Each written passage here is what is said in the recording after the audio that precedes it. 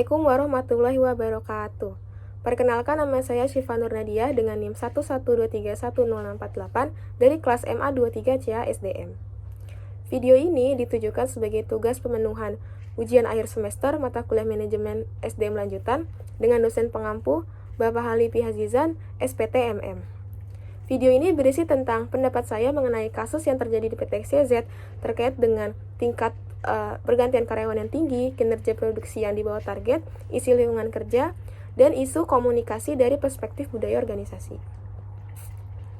Oke, fenomena yang terjadi di PT XYZ menunjukkan bahwa masalah terkait dengan niat untuk berpindah kerja atau turnover intention karyawan masih tergolong tinggi, yang bukan hanya menjadi isu lokal ataupun isu internasional.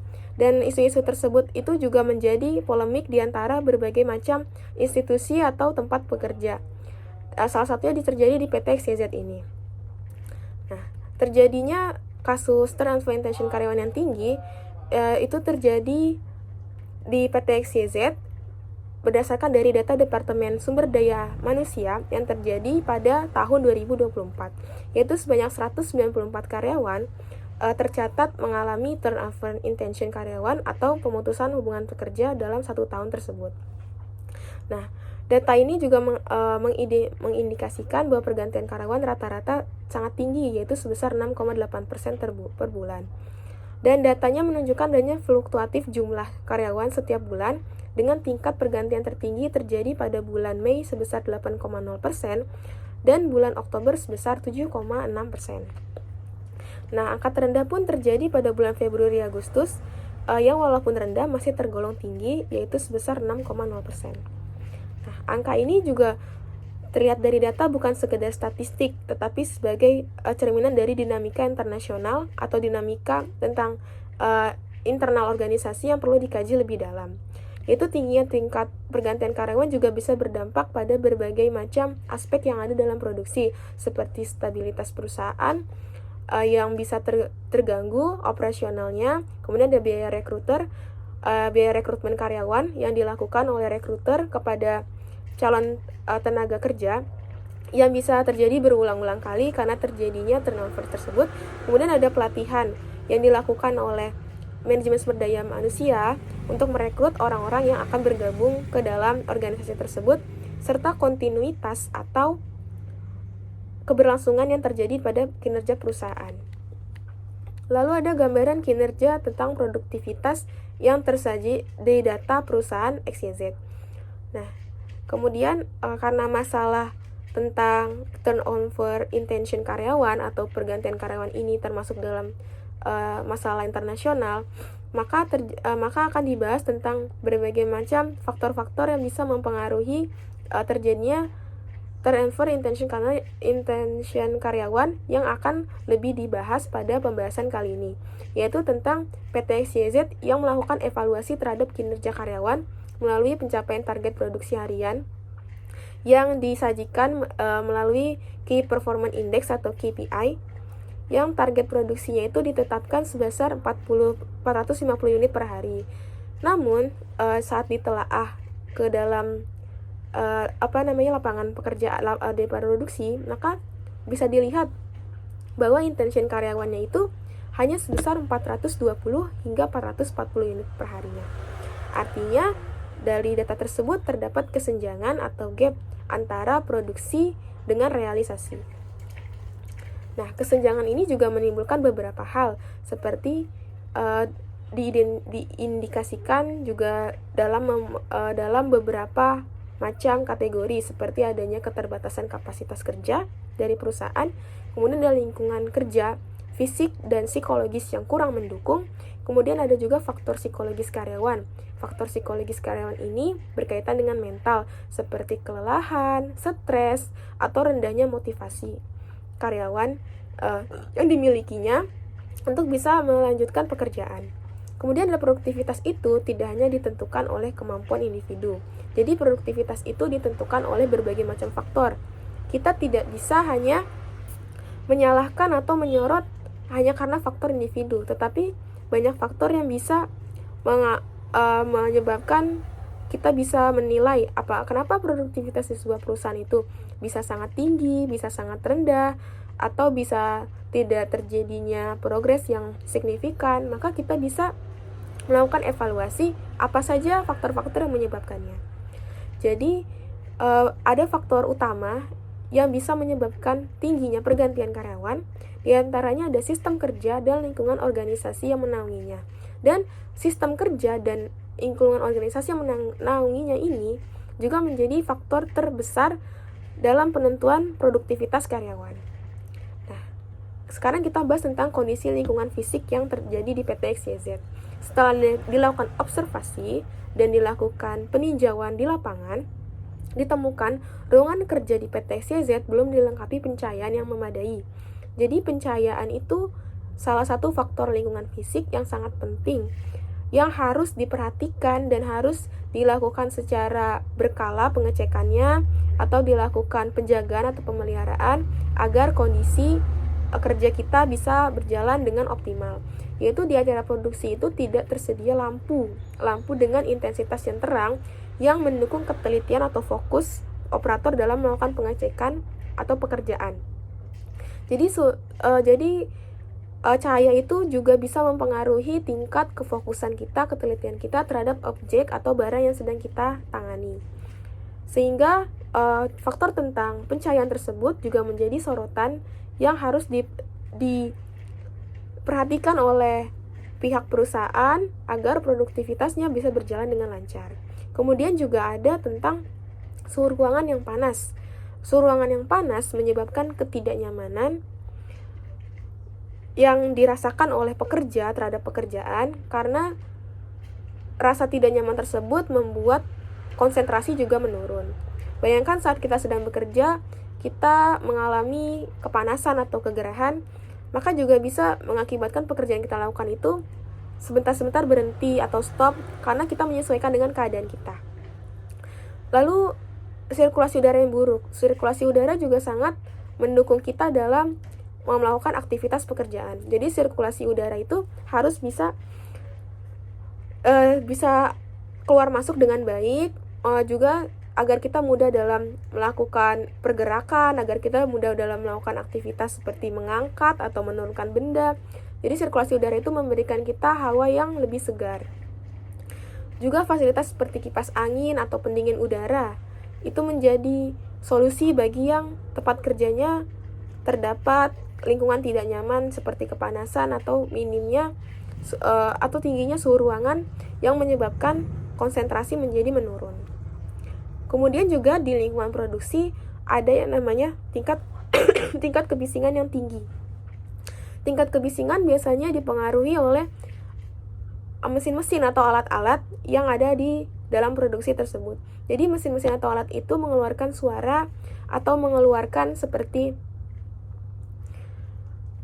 gesekan atau benda panas yang bisa mengakibatkan suara kebisingan atau polusi suara yang dirasakan oleh orang yang bekerja di sekitarnya. Biasanya perusahaan menyediakan alat pelindung diri yang lengkap seperti earmuff atau penutup telinga untuk meredam kebisingan dan mengurangi tingkat tingginya volume yang masuk ke telinga. Karena hal tersebut juga bisa mengganggu kesehatan pekerjanya. Jadi tingkat kebisingan yang tinggi itu harus diimbangi dengan penyediaan alat pelindung telinga bagi karyawan. Perusahaan harus bisa mendengarkan apa saja keluhan atau kekurangan, kritik, masukan dari para pegawainya, apa saja yang kurang, APD saja yang perlu ditambahkan atau perlu dibeli atau perlu digunakan untuk karyawan untuk bisa menjadi pelindung diri bagi karyawan selama masa bekerja. Kemudian, ketika kita telusuri lagi, juga penataan fasilitas yang belum optimal. Jadi penataan fasilitas atau layout yang ada di lingkungan perusahaan juga sangat mempengaruhi dari produktivitas yang ada. Jadi saat kita menaruh barang ataupun kita menyimpan barang, itu perlu dekat atau perlu mudah dijangkau oleh kita. Sehingga mengefisiensikan waktu, pekerjaan kita jadi lebih efektif, kita lebih tahu apa yang harus kita lakukan. Juga saat kita adanya layout yang benar, akan terlihat lebih rapi, lebih aman, dan lebih membuat karyawan betah bekerja. Dan kita juga sudah membahas tentang 5S juga, budaya perusahaan yang terjadi di perusahaan tempat saya bekerja, juga menerapkan tentang Seiri, Seiton, Seiso, Seike, Setsu, dan Shitsuke yang menjadi budaya tentang budaya perusahaan tempat saya bekerja yang manfaatnya sangat luar biasa dirasakan oleh para pekerja. Kemudian ada juga ruangan istirahat atau rest area yang tidak layak. Jadi rest area itu juga menjadi sebuah poin penting yang harus diperhatikan oleh manajemen sumber daya manusia ataupun atasan tempat bekerja. Jadi rest area itu kan fungsinya sebagai tempat untuk karyawan seperti istirahat sebentar, bernaung sebentar saat bekerja, take break sebentar. Maka diperlukan rest area yang cukup baik, seperti rest area yang didukung oleh adanya kulkas ataupun adanya tempat sandaran atau perlu tempat menyimpan barang yang luas atau yang nyaman, yang suasananya sejuk, sehingga karyawan bisa kembali memulihkan tenaga-tenaga setelah bekerja, sehingga saat jam istirahat selesai, kita bisa kembali bekerja dengan suasana yang fresh. Karena manusia sendiri tidak bisa disamakan seperti benda ataupun robot. Jadi kita butuh sesuatu yang menyegarkan mata, ataupun kita butuh sesuatu yang bisa membuat kita sejenak melupakan tekanan yang ada di perusahaan, sehingga kita bisa kembali bekerja dengan fresh, dengan semangat kerja yang baru untuk bisa mencapai target perusahaan. Nah, juga lingkungan fisik yang kurang mendukung ini juga tidak hanya mempengaruhi tentang tingkat kenyamanan kita, juga bisa mempengaruhi fisik seperti ergonomis juga, seperti misalnya saat penataan tentang saat kita duduk di depan komputer, itu ada jarak yang harus kita perhatikan dengan layar monitor, berapa sentimeter kah jaraknya agar kita bisa menyesuaikan dengan tingkat kelelahan kita, dan berapa menit sekali kita harus take a break, atau kita minum air putih, atau meneteskan obat tetes mata. Jadi jarak komputer dan kursi harus disesuaikan. Juga bagi karyawan yang bekerjanya lebih banyak di lapangan, akan banyak kegiatan seperti mengangkat, mendorong, dan harus diperhatikan ergonomisnya, berapa kilogram benda yang bisa kita angkat, itu ada maksimal dan minimalnya, baik secara mengangkatnya itu satu persatu, ataupun terus-menerus secara kontinuitas, atau sesekali untuk perempuan dan laki-laki. Dan juga ada semacam alat pelindung diri berupa back support atau korset yang biasanya dipakai oleh operator saat bekerja untuk membuat tulang belakangnya itu lebih kokoh dan tidak mudah sakit saat melakukan aktivitas. Nah, kemudian juga hal tersebut sangat memiliki efek yang besar terhadap produktivitas, kepuasan kerja, dan niat seorang karyawan untuk bisa bertahan lama atau loyalitas terhadap organisasinya. Nah, juga terkait dengan fasilitas juga kita harus bisa menentukan layout sesuai tidaknya, tinggi rendahnya, maksimal ketinggian barang yang kita angkut. Juga kita juga harus menyesuaikan dengan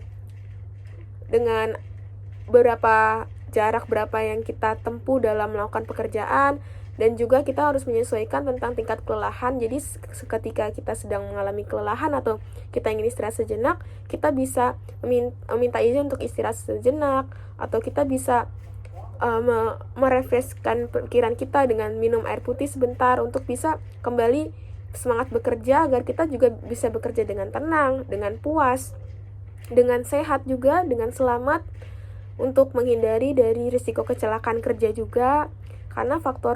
Karena salah satu target perusahaan juga sebenarnya bukan hanya sekedar output atau produktivitas, tetapi juga tentang keselamatan dan kesehatan.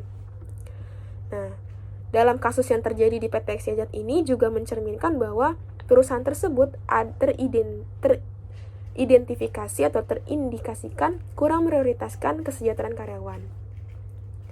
Dan jadi perusahaan itu bisa dibilang lebih mengutamakan output atau produktivitas dengan acuan waktu berupa kuantiti produk yang dihasilkan, tanpa memperhatikan ada loh faktor-faktor yang mempengaruhinya, terutama dari sisi perusahaan, yaitu dari sistem kerja dan iklim organisasinya.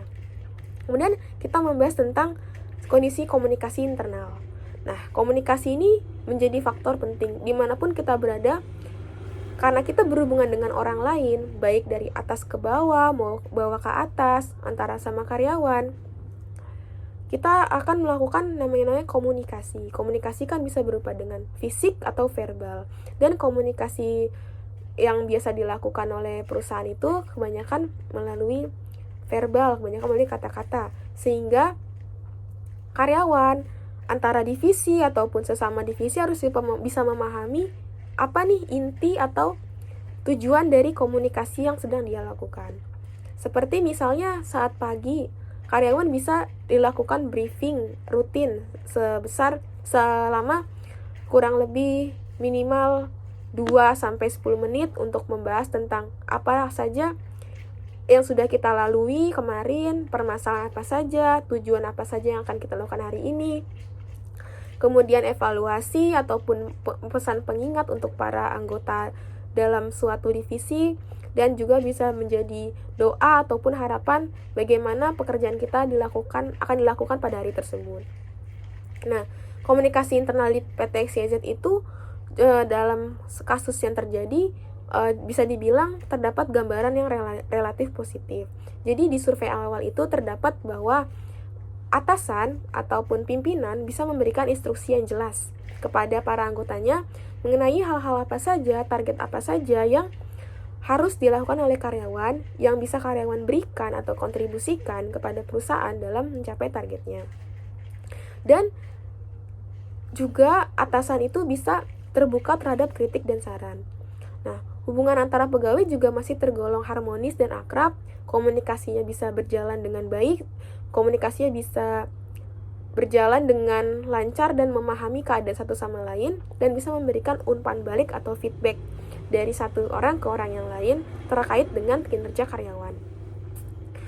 Dan juga hal tersebut mengidentifikasikan atau mengindikasikan bahwa iklim organisasi yang ada di dalam perusahaan PT XYZ ini masih tergolong baik.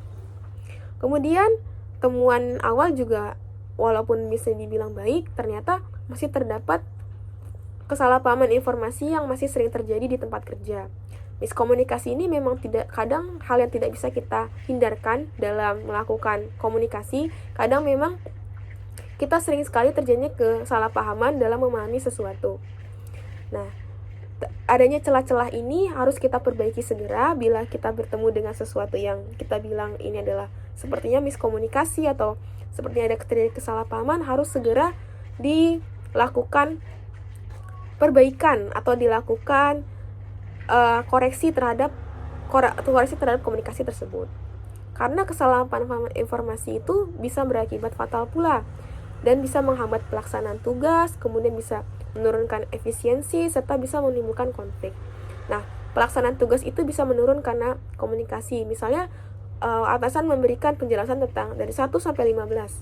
Lalu operator atau yang lain hanya bisa memahami 1 sampai 10 atau bahkan kurang dari setengahnya 1 sampai 5. Jadi terdapat kekurangan. Sehingga pelaksanaan tugas itu menjadi tidak lancar, ada saja yang komplainan atau ada saja yang kritik ataupun klaim dari bagian lain atau dari orang yang menyampaikan informasi tersebut. Kemudian bisa menurunkan efisiensi. Efisiensi berkaitan dengan biaya dan waktu. Jadi komunikasi bisa mengakibatkan waktu yang lama karena waktu adalah sangat berharga. Di lingkungan produksi atau paling sering di lapangan, komunikasi adalah hal yang sangat mahal, hal yang sangat berharga. Waktu juga hal yang sangat berharga. Jadi kedua komponen ini komunikasi harus disampaikan secara efektif agar bisa efisien dan bisa menghemat waktu, karena kalau kita terjadi kesalahpahaman akan ada waktu-waktu untuk kita melakukan koreksi dan perbaikan. Kemudian bisa memicu konflik kerja. Di lingkungan organisasi juga kita terdiri dari masyarakat yang heterogenitas. Jadi berbagai macam suku, agama, ras, bahkan menggunakan bahasa yang berbeda, usia, gender, apapun. Jadi komunikasi yang penting juga bisa membuat kita menjadi lebih rukun. Terlebih beberapa budaya di Indonesia juga memiliki budaya yang ramah tamah, saling sapa, sehingga saat kita terjadi kesulitan atau ada yang ingin kita sampaikan tentang pekerjaan, akan lebih mudah jika kita mempunyai komunikasi yang baik. saling tegur sapa, saling senyum, salam, sapa, sopan, dan santun. Kita bisa senyum sesama anggota organisasi di lingkungan tersebut. Misalnya di PT XYZ ada yang bagian keamanan, ada yang bagian gudang, ada yang bagian produksi, ada yang di kantor, atau mungkin juga ada yang outsourcing. Jadi semuanya harus kita perlakukan setara. Senyum, salam, sapa, sopan, dan santun harus kita junjung tinggi juga sebagai dari budaya Indonesia. Nah, kemudian ada budaya organisasi sebagai kerangka analisis. Budaya organisasi juga bisa dikategorikan sebagai kerangka analisis yang bisa kita telaah dalam kasus yang terjadi di PT XYZ. Seperti yang kita ketahui bahwa pengertian budaya organisasi adalah sistem keyakinan, asumsi, norma sosial, tata cara, perilaku, dan semua yang berkaitan dengan kebiasaan kita sehari-hari. Kemudian juga seperti yang dijelaskan pada Okowiyu dan Putra di penelitian pada tahun 2023 juga menekankan motivasi antara visi misi yang membentuk organisasi yang lebih positif. Jadi karyawan itu bisa lebih termotivasi dalam melakukan pekerjaan, terutama dalam mengejar produktivitas perusahaan dengan mengefektivitaskan kerja karyawan yang berorientasi pada realisasi visi dan misi perusahaan.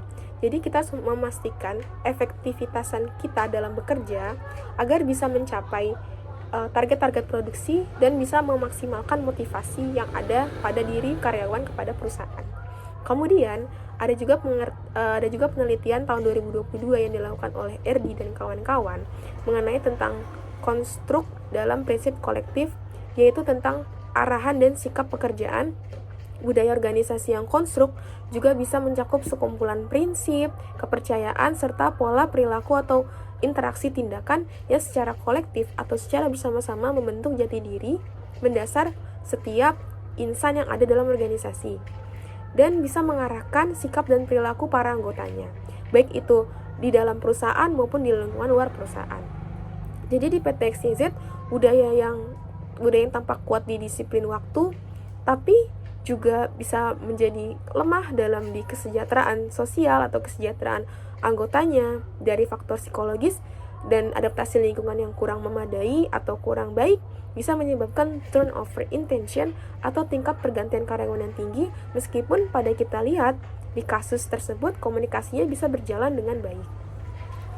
Jadi kita juga harus memperhatikan faktor-faktor seperti walaupun perusahaan itu juga memberikan kontribusi yang besar, maka juga dipengaruhi oleh motivasi atau internal dari diri pribadi si pekerja. Nah, tingkat turnover ini juga karena perusahaan juga lebih menekankan tentang target produksi, yang target produksi menjadi prioritas utama perusahaan dan mengabaikan faktor-faktor manusia. Padahal salah satu dari komponen produksi juga termasuk sumber daya manusia atau man yang menjadi faktor penentu kesuksesan organisasi. Nah, lingkungan fisik dan lingkungan internal itu juga sangat mirip atau banyak terjadi di beberapa perusahaan internasional, bahkan kita menyoroti perusahaan nasional di Indonesia ini yang masih sangat banyak, terutama di industri-industri lokal. Nah, kemudian juga komunikasi yang baik, yang seperti kita bahas tadi juga perlu adanya pemahaman juga.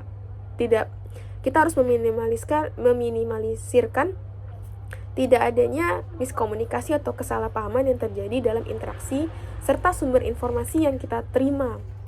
Harus dengan jelas dari siapa kepada siapa, tujuan informasinya, isi informasinya, harus kita bisa memahaminya dengan baik. Nah, juga kalau misalnya kita bandingkan dengan ada yang namanya istilah budaya organisasi yang positif yang menekankan kepada kemajuan inovasi teknologi dan kemajuan sebuah budaya untuk bisa memberikan yang terbaik kepada perusahaan, yaitu perusahaan sukses itu memiliki norma kesejahteraan. Mereka sangat menganggap karyawan itu sebagai aset, karyawan itu sebagai harta yang harus dijaga, dilindungi, dan diperhatikan kesejahteraannya oleh perusahaan. Seperti dengan fasilitas ergonomis yang sudah tadi kita sampaikan tentang lingkungan pekerjaan, kemudian ada juga tentang komunikasi yang selalu kita bahas tadi, kemudian juga ada tentang semua tentang isu-isu tentang lingkungan, tentang hal-hal yang berkaitan dengan yang terjadi dalam lingkungan organisasi. Kemudian juga ada inklusif, secara inklusif juga bisa mengurangi niat pindah karyawan 30-40%. Kemudian kalau kita telah tentang di PT XYZ itu, organisasi itu juga penting untuk memahami sebesar apa sih pengaruhnya tingkat turnover intention karyawan itu dari sisi budaya organisasi, dan menimbulkan beberapa banyak pertanyaan. Kenapa masih belum bisa optimal, seperti yang kita tadi sudah bahas tentang kenapa dari isu-isu yang sudah kita bahas tadi, misalnya tentang psikologis dan faktor lingkungan, mengapa masih bisa belum optimal, apakah karyawan sudah menyampaikan atau belum tentang keluhan mereka, ataukah sudah disampaikan tapi belum ada tindakan lanjut, atau terjadinya semacam macet informasi, tersampaikan di mana, belum sampai ke bagian yang menangani seperti bagian facility, bagian HRGA, atau bagian-bagian yang menangani tentang keselamatan kesehatan kerja seperti health safe environment HSE di lingkungan kerja, atau juga bisa jadi karyawan yang adanya tekanan sehingga karyawan sulit untuk menyampaikan pendapat mereka tentang kondisi apa saja atau perbaikan apa saja yang bisa mereka lakukan untuk pengembangan tentang lingkungan kerja mereka. Bisa jadi adanya kesulitan dari karyawan sendiri dalam mengungkapkan. Maka harus kita telah lebih dalam di kasus PT XYZ tersebut, dan menjadi tugas besar bagi manajemen sumber daya manusia ataupun bagi atasan perusahaan, pimpinan, setelah para karyawan mengusahakannya. Nah, kemudian sikap karyawan juga sangat dipengaruhi oleh kondisi yang terjadi di perusahaan. Jadi kalau misalnya perusahaan itu juga budaya organisasi berjalan dengan sangat lancar dan sangat baik, tentunya karyawan juga bisa memiliki sikap yang tenang, sikap yang bisa memberikan usulan tentang apa yang terjadi, sehingga permasalahan seperti ini bisa terselesaikan dengan cepat, dengan tepat, dan dengan cara yang benar. Jadi tidak menimbulkan konflik, tetapi dengan komunikasi yang dilakukan dengan baik, yang dilakukan oleh pihak perusahaan dan pihak pekerja, sehingga kita bisa tahu nih jalan tengah mana yang bisa kita sampaikan untuk bisa meningkatkan produktivitas dan menurunkan turnover intention ini, supaya tidak terjadi lebih banyak lagi bahkan, atau semoga bisa menurun, atau bisa tidak terjadi lagi turnover, karena turnover ini menimbulkan dampak yang signifikan. Kalau kita lihat, misalnya kalau pekerja yang baru menangani sebuah masalah akan berbeda dengan pekerja yang sudah lama, dan juga pekerja yang sudah lama bisa beradaptasi dengan target-target, dengan lingkungan, dengan cara-cara dan budaya perusahaan, sehingga tidak perlu lagi adanya tentang biaya rekrutmen yang tinggi ataupun penyesuaian dan adaptasi, sehingga karyawan bisa bekerja sebagaimana mestinya waktu mereka bekerja. Nah, jika budaya yang terbentuk itu belum bisa sepenuhnya mendorong kenyamanan, keselamatan, dan kesehatan karyawan, apalagi kesejahteraan karyawan yang bisa dibilang kurang, maka individu bisa terkena dampak psikologisnya seperti lelah, tidak dihargai, dan akhirnya memiliki niat untuk meninggalkan organisasi. Kemudian yang terakhir ada disiplinan dan ketepatan waktu. Nah, kita sudah melihat ya tadi bahwa ketepatan waktu itu juga ternyata masih tergolong baik. Jadi sekitar 85,71% karyawan itu tidak memiliki menit keterlambatan atau pulang cepat. Jadi bisa dikatakan kategorinya baik, dan menggambarkan bahwa mayoritas karyawan ini memiliki komitmen yang baik terhadap kedisiplinan waktu, seperti kehadiran dan kepulangan kerja yang tidak melebihi dari batas toleransi. Tapi masih ada kelemahan yang terjadi yang bisa kita lihat dari kedisiplinan dan melakukan absensi pulang, karena kita juga melihat dari data yang sebesar 85% tersebut juga masih ada 14,29% karyawan itu masih menunjukkan hal yang tidak disiplin. Itu juga menjadi PR, walaupun sedikit ini bisa mempengaruhi yang banyak. Maka kita juga harus bisa memberikan bagaimana solusinya, bagaimana caranya agar karyawan bisa kehadiran tepat waktu, kita lebih motivasi lagi, atau kita lebih mengadakan reminder, pengingat, ini jam pulang jam segini, toleransinya segini, atau jam masuk segini, toleransinya segini, serta kesadaran pribadi sendiri juga harus tumbuh dalam diri setiap karyawan, ketika saya memasuki sebuah organisasi, saya harus bersedia mematuhi segala aturan. Saya harus bersedia menerima konsekuensi ataupun hukuman yang diberikan kepada saya, dan saya juga harus bisa menjalankan tanggung jawab pekerjaan saya dengan baik, termasuk dengan absensi. Nah, walaupun budaya ini belum sepenuhnya terinternalisasi dengan baik, nah makanya di sini ada saran seperti evaluasi lanjutan dan arahan dari dan pembinaan juga. Dan juga kita juga harus memiliki catatan absensi yang kurang, siapa-siapa saja datanya direkap, kemudian di-reminder kembali supaya budaya organisasi dapat tertib dan terbentuk secara konsisten, secara terus-menerus berkelanjutan, sehingga dapat memudahkan perusahaan dalam mencapai target-targetnya dan meningkatkan produktivitasnya. Nah, kemudian penutup dari yang bisa saya sampaikan pada kesempatan kali ini, yaitu tentang dapat disimpulkan bahwa permasalahan yang terjadi di PT XYZ tadi itu tidak hanya dari satu faktor, dari berbagai macam faktor ternyata. Dan juga pencapaian produksi belum optimal dan kondisi yang kurang memadai ini juga menjadi faktor-faktor utama di samping dengan hambatan komunikasi. Juga kita juga menelaah, ada lagi kah faktor-faktor yang lain yang bisa kita jadikan sebagai pembelajaran dan kita lakukan analisis, kemudian kita melakukan sebuah tindakan evaluasi. Nah, ternyata budaya yang kuat itu bukan hanya tercermin dari bagaimana aturan tertulis, misalnya aturan visi misi perusahaan apa saja, budaya organisasi perusahaan apa saja, dan nilai-nilai perusahaan apa saja, tapi juga terjadi saat menjadi habit ataupun kebiasaan sehari-hari kita dalam cara kita bekerja, cara kita berkomunikasi, dan bagaimana cara kita memaknai peran kita dalam pekerjaan. Seberapa penting sih pekerjaan kita, tanggung jawab kita terhadap kemajuan atau kemunduran perusahaan. Kita harus bisa sadar kalau apapun yang kita lakukan sangat berdampak bagi perusahaan.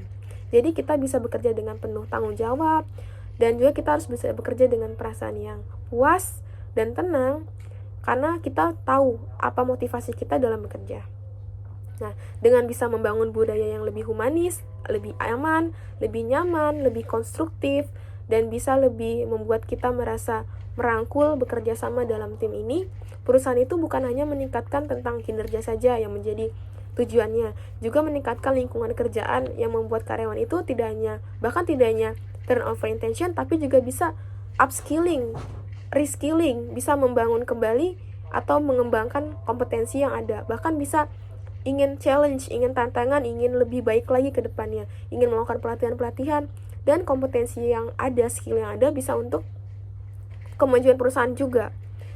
Nah, kemudian juga keberhasilan organisasi itu juga bisa membawa nama organisasi itu bisa menjadi lebih besar, bisa jadi ternama, dan bisa meningkatkan laba perusahaan. Juga kalau keberhasilan organisasi itu bisa bukan hanya dilihat dari sejauh mana organisasi tersebut namanya besar namanya, ataupun perusahaan ini tuh multinasional kah, atau perusahaan yang lokal ataupun perusahaan yang global, tetapi juga bagaimana sih, sejauh mana sih perusahaan tersebut bisa memanusiakan manusia yang ada di dalamnya. Baik, sekian video tanggapan saya mengenai kasus di PT XYZ terkait dengan tingkat pergantian karyawan yang tinggi, isu lingkungan, penurunan target produksi, serta komunikasi yang terjadi dari perspektif budaya organisasi. Semoga apa yang saya sampaikan bisa menjadi bermanfaat untuk kita semua dalam memahami aspek sumber daya manusia dimanapun kita berada. Dan mohon maaf apabila terdapat kesalahan dan kekurangan dalam apa yang saya sampaikan pada kesempatan kali ini. Terima kasih banyak atas waktu dan kesempatannya. Wassalamualaikum warahmatullahi wabarakatuh.